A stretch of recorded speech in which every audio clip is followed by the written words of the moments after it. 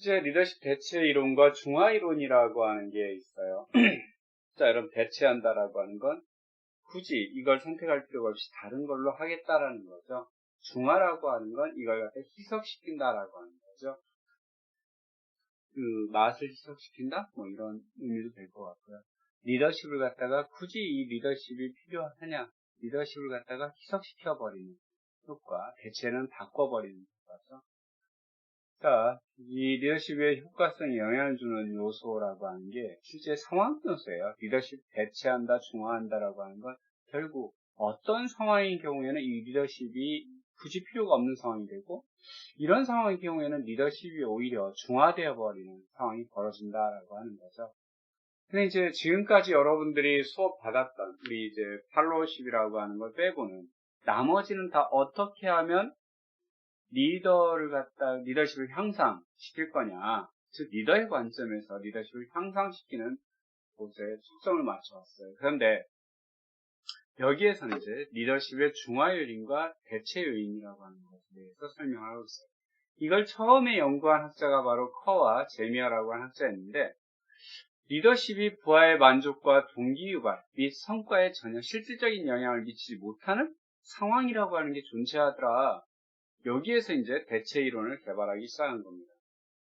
실제 리더십의 중요성을 감소시키는 상황 변수들, 이걸 이제 파악하는 모형을 개발했는데, 결국 여기에서 두 가지의 요인, 즉 대체 요인과 중화 요인이 나타나더라라고 하는 거죠. 대체 요인이라고 하면 첫 번째, 리더의 행동을 불필요하거나 불가능하게 만드는 변수들. 실제 이런 변수가 무엇이 있을까? 즉, 예를 들어 우리가 리더가 필요하다라고 하는 상황이라고 하는 건 실제 부하 구성원들이 무엇을 해야 될지를 모르거나 우왕좌왕하고 있을 때 이걸 이끌어가는 사람이 필요한 거죠. 하지만 구성원들이 내가 할 일을 명확히 알고 있어요. 또 내가 이 일을 진행하는 방법에 대해서 명확히 알고 있어요. 또 내 스스로가 내적 동기 유발이 잘 돼 있어요. 내 일이 즐거워요. 자신의 직무에 만족하게 만들어주는 구성원들과의 과업, 또 조직에서의 그런 분위기가 잘 만들어져 있을 때 굳이 리더가 필요할까라고 하는 거죠. 그래서 이런 경우는 굳이 리더가 필요 없는 상황이다. 두 번째, 리더십 중화 요인이라고 하는 게 있어요. 리더가 특정한 방식으로 행동하는 것을 방해해요. 즉 리더십이 미치는 걸 갖다가 방해하거나 혹은 리더의 행동이 미치는 영향을 무력화시키는 특성들. 이제 여기에 구성원 특성도 마찬가지로 있을 수 있고요. 과업 특성, 조직의 특성도 있을 수 있어요. 예를 들어 여러분들 부하 직원 열심히 일해갖고 성과를 많이 올렸어요. 그런데 리더가 그걸 갖다가 상을 주거나 어떤 승진을 시킬 수 있는 권한 자체가 없어요. 이런 상황 변수가 바로 중화 요인이다. 자, 커와 제미어는 처음 제시했던 모형은 이 여러분들 앞에 이제 두 가지 리더십 이론이 있었죠. 배려적, 그 다음에 과업적. 즉 인간관계 지향적 혹은 과업지향적 리더십. 여기서는 이 용어를 갖다 지원적 리더십과 수단적 리더십이라고 표현을 했어요. 요 지원적 리더십과 수단적 리더십에 대한 대체 요인과 중화 요인을 파악하는 것에 관심이 줬죠. 그러면서 다양한 구성원의 특성과 과업 특성, 조직 특성이 이런 지원적 리더십이나 수단적 리더십을 대체 또는 중화시킨다라고 주장을 하고 있어요. 그 상황 변수가 이제 어떤 것들이냐? 앞에서 얘기했죠? 구성원의 특성, 구성원, 즉 부하들의 특성, 그리고 두 번째가 과업 특성, 일 자체가 갖고 있는 특성, 세 번째가 조직의 특성이라고 하는 게 존재하다라는 거죠. 자, 첫 번째, 우리 이제 상황 변수부터 한번 상황 변수 첫 번째 것부터 들어갈 텐데, 이게 바로 이제 구성원 특성이라고 하는 거 있어요. 구성원의 경험이나 능력이나 훈련이라고 하는 분야. 즉, 내가 부하 직원인데 내가 이거에 대한 일하는 광범위한 경험도 있어요. 충분한 훈련도 받았어요. 그런 경우에 과연 업무 지시가 필요할까요? 거의 내가 알아서 다 그냥 할 수 있는 능력을 갖고 있는데 내가 일을 갖다가 어떻게 진행해야 되고 여기에서 무엇이 문제가 될 수 있는지도 다 알고 있어요. 이걸 해결하는 방법도 내가 다 알고 있어요. 굳이 여기에서 리더가 응? 네가 이거 해야지라고 시킬 필요가 있을까요? 다시 얘기하면 여러분들 이미 앞에서 실제 우리 이제 처음에 이 신입사원의 발달 성숙 주기에 따라서 리더십이다. 근데 마지막 위임적 단계의 경우에 굳이 리더가 나서지 않는다. 왜? 구성원이 자기가 방법도 역량도 가지고 있고요. 내적 동기도 다 되어 있어요. 이런 경우 과연 리더십이 필요할 거냐라고 하는 거죠. 즉 그런 경우 이제 위임한다라고 얘기했잖아요. 근데 이걸 갖다 여기서는 실제 리더십을 대체할 수 있다라고 바라보는 거죠. 두 번째, 구성원이 전문가적 성향, 즉 자신의 이제 가치관과 윤리관 또는 욕구에 의해 내면적으로 동기가 유발된 전문직 종사자, 즉 내일이 즐겁고 내일이 만족스러워요. 굳이 옆에서 작업의 질을 높이라고 리더가 막 간섭하지 않아도 알았어 나는 내 걸 한단 말이에요. 왜? 내 일이 즐겁고 만족스럽고 더 잘하려고 내 스스로가 한다라는 거죠. 세 번째, 또 이런 경우도 있어요. 조직이 제공하는 보상에 대한 무관심의 경우에도 실제 리더십이 대체될 수 있다. 혹은 중화되어 버릴 수도 있다. 즉 회사에서 조직이 이제 보상을 주잖아요. 그런데 그 보상에 대해서 내가 별로 매력적이라고 느끼질 않아요. 예를 들어 리더가 이제 통제할 수 있는 보상에 대한 구성원들의 무관심, 이런 경우 결국 리더의 지원적 행동과 수단적 행동을 아예 중화시켜 버리잖아요. 나한테 영향을 미치려고 하는데 내가 그거 안 따라간다. 그러면 나한테 리더십 자체가 무의미한 상황이 되버리죠. 즉 별로 효과를 발휘할 수 없는 상황이 되는 거예요. 중화요인이라고. 자, 이게 이제 첫 번째 구성원의 특성. 처음에 이 구성원의 경험이나 능력이나 훈련을 많이 가지고 있는 경우예요. 두 번째 이제 구성원의 전문적인 성향, 즉 자신 스스로가 내적 동기 유발이 잘 되어 있어요. 세 번째가 조직에서 제공하는 보상에 대한 무관심의 경우도 그럴 수 있다라고 하는 거죠. 두 번째 이제 과업의 특성이에요. 여러분 일을 하는 데 있어서 내 일이 단순 반복적인 매일매일 반복되는 상황이 벌어지더라. 이런 경우에 수단적 리더십이라고 하는 것, 즉 과업지향적이라고 하는 게 필요할까? 내가 그냥 일하고 있는 하나의 컨베이어 벨트에서의 내 역할은 반복적이에요. 여기서 오면 나는 그걸 처리해서 옆으로 보낼 뿐이에요. 이 사람한테 과업 구조적인, 즉 성과를 더 많이 달성이라고 이런 게 필요할까요? 단순 반복적인 업무에서. 실제 단순 반복적인 업무의 경우에 구성원들은 리더의 훈련과 지시에 의존하지 않고서도 내가 얼마든지 이거 할 수 있는 것은 훈련이 뭐 많이 필요한 것도 아니에요.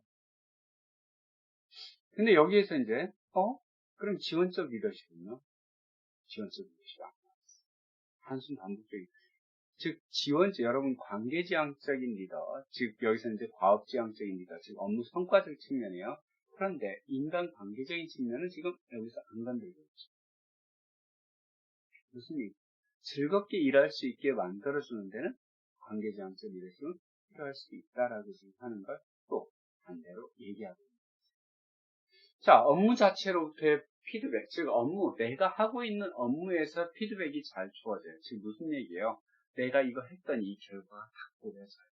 내가 이거 완성시켰더니 완성품이 딱 나왔어요. 굳이 여기에서 내 일을 잘했냐 못했냐라고 해서 리더가 피드백을 줄 필요가 있을까요? 내가 이걸 딱 했어 그대로 작동돼요.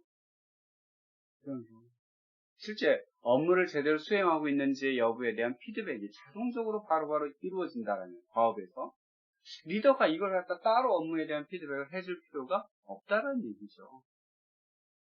또 하나, 내재적 만족 제공 업무. 즉 내재적 만족이라는 건 내가 일이 즐겁다라는 얘기. 여러분들 앞에서 얘기했잖아요. 처음에 무동기 상태에서 외재적 동기 상태에서 이제 동일시 단계, 그리고 마지막 내재적 단계. 일 자체가 너무 즐거워서 이 상태가 내재적 만족 상태예요.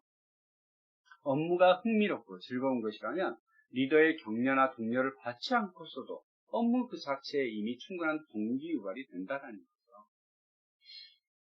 그래서 결국은 내재적 만족을 제공하는 업무는 직무에 대한 만족을 유도하기 위해서 발휘된 리더의 지원적 행동, 대체시킬 수 있다는 얘기예요.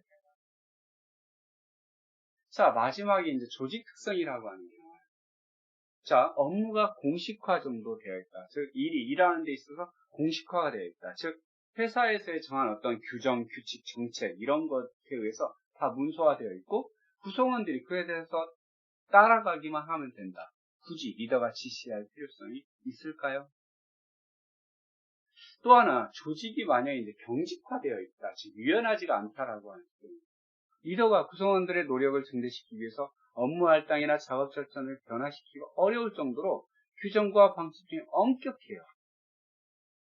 결국 이런 경우에는 대체 또는 중화요인을 작용할 수 있다는 얘기죠. 왜? 이미 딱 틀에 박혔어요. 결국 거기에서 리더를 발휘한다? 불필요한 거죠. 오히려 리더십이 작용한다? 이걸 갖다 희석시켜 버릴 수 있다는 얘기예요. 내가 유연해야 어느 정도 뭔가 좀 할 수 있고 리더한테 좀 얘기도 들을 수 있고 하는 거지. 이미 내가 딱 정해져 있는 업무 딱 그냥 틀에 갖춰져 있어. 회사에서 이미 딱 회사 자체가 딱 틀에 갖춰져 있어. 리더십이 먹혀요? 안 먹힌다는 얘기예요. 여러분들 회사 조직도 마찬가지예요. 조직이 이미 딱 틀이 딱 짜야지. 너무 쩔어 있어요.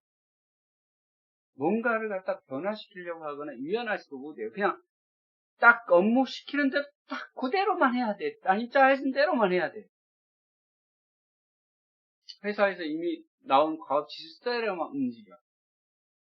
이런 경우 진짜 의미가 없다라는 거예요. 또 응집력이 강한 작업 집단의 경우에도 이런 상황이 벌어질 수 있다라는 거죠. 즉 대체시킬 수 있다는 거죠. 뭐가? 예를 들어 여러분 작업 집단 구성원들 응집력이 아주 강해요. 여러분들 이제 팀워크하고 응집력하고 좀 구분을 할 필요가 있어요. 팀워크라고 하는 건, 자, 구성원들이 팀으로서 구성이 되어서 달성해야 할 목표가 있어요. 여러분들 이제 팀 프로젝트 같은 거 할 때 엄연히 목표가 존재해요. 이런 경우 그 목표를 달성하는 과정에서 구성원들 간의 관계가 좋은 걸 우리는 팀워크라고 해요. 그리고 결과적으로 목표를 달성해야 돼요. 그런데 팀워크는 없고 응집력만 강한 경우가 있어요. 왜?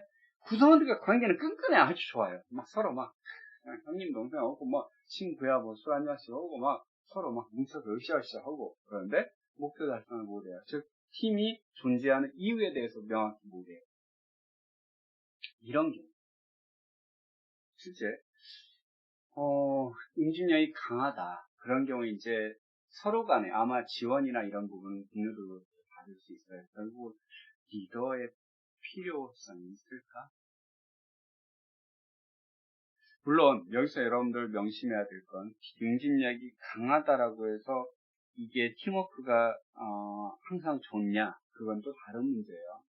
아까 얘기했잖아요. 팀워크라고 하는 건 목표 달성을 해가는 과정에서의 문제고 단순히 응집력이라고만 할 때는 서로 간의 관계를 좋은 것만을 얘기합니다.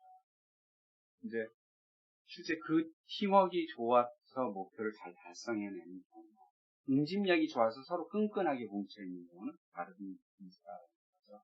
근데 이제 앞에는 관계가 서로 좋아요. 그러면 서로 간에 굳이 리더한테 내가 받을 걸 갖다 동료들한테도 얼마든지 받을 수 있다는 거죠. 옆에서 막 격려해 줄 수도 있잖아요. 물론 여기에서는 이제 팀워크 응집력이라고 하는 걸 팀워크 응집력이라고 같이 지금 표현을 했기 때문에 실제 이런 경우는 굳이 리더십이라고 하는 게 필요가 없다. 성과를 달성해야 하는데 동료들끼리 함께 나아갈 수 있다라는 거죠. 또 이제 여러분들 그 호손 연구에서 보면 나타났던 게 바로 그거였어요. 회사에서의 어떤 압박이나 뭐 이런 것보다 동료 간의 이런 압력. 우리 열심히 하자. 여러분 쉽게 그냥 도서관에 갔을 때 도서관에 들어갔는데 거기서 떠들고 막 그럴 수는 없잖아요. 왜? 아무래도 분위기 자체에 압력이 느껴져요. 사람들이 공부하는 데 있어서 나 혼자만 그러면 안 될 것 같아. 이런 압력이 존재한다는 거죠. 즉 내가 지금 같이 일하고 있는 동료들이 열심히 일하고 있어. 나만큼은 거기서 놀아요? 그럴 수 없어요. 잘 되는 팀 자체가 마찬가지예요. 팀원들이 열심히 하면 나도 거기서 따라서 열심히 하려고 한다는 거죠. 여러분 이제 내가 학생들한테 가끔 얘기하는 게 여러분들 친구가 중요하다라는 말들은 정말 많이 들어왔어요. 과거부터. 그런데 이 친구가 정말 중요한 건 여러분을 성장시키는 데 있어서 옆에 동료, 아까 이제 그 응집력이 강한 작업집단에서 사회적 지원이라고 하는 걸 받을 수 있다고 했잖아요. 실제 내가 많이 부족할 수도 있어요. 그런데 내 주위에 뭔가 해보려고 하고 도전하는 사람들이 많으면, 야, 강수야, 이거 해보자. 옆에서 얘기해 줄 수 있단 말이에요.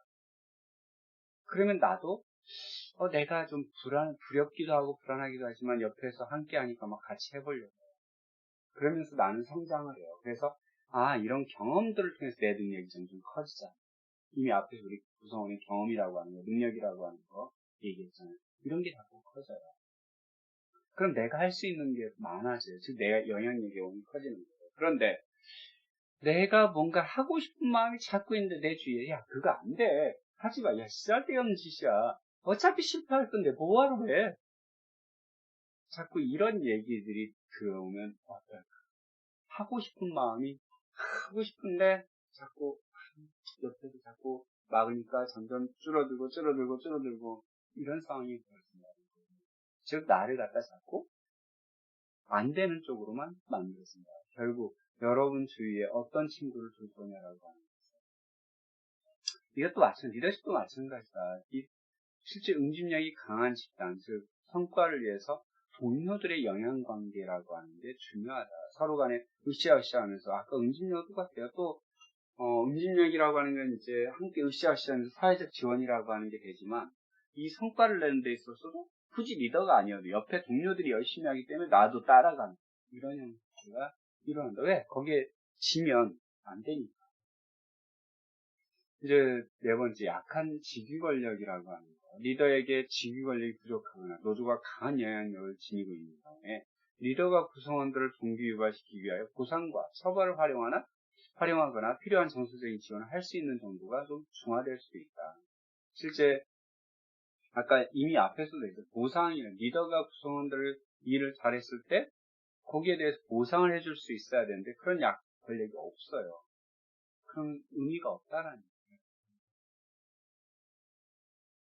자, 결국 이걸 요약해 봤더니 구성원의 특성, 과업 특성, 그리고 조직의 특성 세 가지로 구성을 했죠. 그래서 이 지원적 리더십에 대해서 그리고 도구적 리더십에 대해서 실제 구성원의 특성을 알아봤을 때 구성원의 경험이나 능력, 훈련을 잘 돼 있으면 이거는 수단적 아까 이제 과업지향적인 거에 대한 대체형입니다. 그리고 구성원 자체가 자신이 좀 내재적 만족이 되어 있고 전문가적 성향을 갖고 있으며 실제 지원적 리더십도 굳이 필요가 없다. 도구적 리더십도 필요가 없다. 근데 이제 보상에 대해서 무관심한 경우 이거는 인간적인 대우에 대해서 이제 사람에 따라서 그럴 수 있지만 아예 이 리더가 자신에 대해서 인정하고 칭찬하는 것까지 좀 별로 관심을 두지 않는다면 스스로가 그냥 내가 내일이 좋아서 할 뿐이라면 결국 희석시켜버린다. 그래서 리더의 어떤 보상이라고 하는 걸 희석시켜버린다. 이거는 양쪽 다에서 나오는 거죠. 또 과업 특성에 따라서 구조화된 이미 딱 일들이 다 틀에 박혀 있어요. 규정과 규칙에 의해서 정해져 있어요. 항상 내가 무엇을 해야 될지를 명확히 나타나 있어요. 이런 경우는 과업지향적 리더십이 의미가 없다. 또 업무 자체가 바로 피드백이 주어질 때도 마찬가지로 과업지향적인 경우는 의미가 없다. 내재적 만족 제공 업무, 내가 이 일을 함에 있어서 정말 내 업무 자체가 너무 즐겁다라는 실제 굳이 지원적 리더십이라고 하는 게 의미가 없다. 지원적 리더십이 뭐예요? 내 마음을 즐겁게 하는 건데 굳이 관계적 측면에서 즐겁게 하자는 건데 의미가 없다라는 거죠. 마찬가지로 응집력이 강한 집단 같은 경우는 지원적 리더십이나 도구적 리더십 다 대체됩니다. 구성원 이제 리더의 약한 직위 권력 이런 경우 이제 중화시켜버리고요.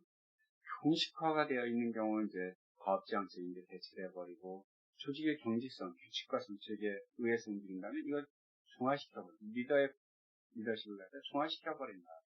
또 리더와 부하 간이 멀리 떨어져 있다면 결국 리더십이 제대로 발휘되는데 효과를 할 수가 없다. 효과적으로 발휘될 수 없다라고 하는 거죠.